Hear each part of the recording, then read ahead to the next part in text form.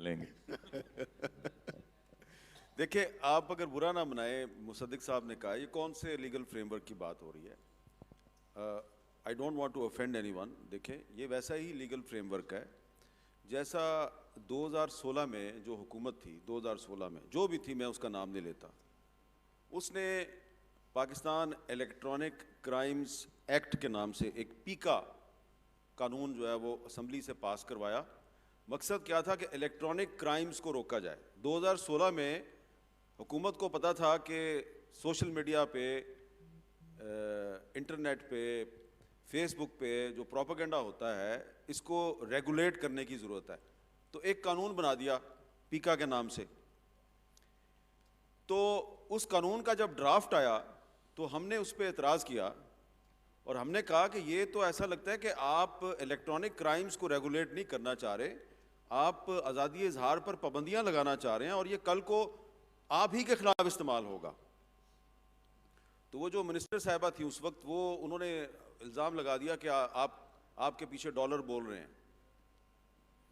تو پھر 2018 میں جب وہ حکومت ختم ہو گئی تو آپ یاد کریں کہ سب سے پہلے پیکا قانون کے تحت جس پولیٹیکل پارٹی کے ورکرز کو اٹھایا گیا وہ وہی پولیٹیکل پارٹی تھی جس نے وہ پیکا قانون منظور کیا تھا 2016 میں.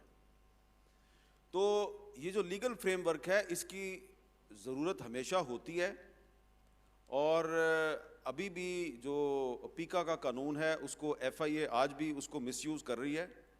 اور اگر ہم یہ جو آرٹیفیشل انٹیلیجنس کا جو نیگیٹو یوز ہے اس کو روکنے کے لیے اگر ہم ایک لیگل فریم ورک پہ اگر سوچ بچار کرنا شروع کریں اور صرف یہ سوچ کے کریں کہ ہم نے آرٹیفیشل انٹیلیجنس کا جو غلط استعمال ہے اس کو روکنا ہے، یہ نہ سوچیں کہ ہم نے ایک ایسا قانون بنانا ہے جس کے ذریعے ہم نے اپنے سیاسی مخالفین یا ناقدین جو ہیں ان کو جیل کیسے بھیجنا ہے. تو اگر ہم صرف ریگولیشن کی طرف جائیں گے ود اے پازیٹیو آبجیکٹو تو آپ اس کو ریگولیٹ کر سکتے ہیں. اور اس پہ بڑی ڈبیٹ شروع ہو چکی ہے کہ آرٹیفیشل انٹیلیجنس کا جو درست استعمال ہے اس کے لیے قانون سازی کیسی کی جائے. اس پہ پیپر لکھے جا رہے ہیں، ڈبیٹ ہو رہی ہے، بات چیت ہو رہی ہے، اور پاکستان میں بھی ہونی چاہیے لیکن پاکستان میں ابھی شروع نہیں ہوئی.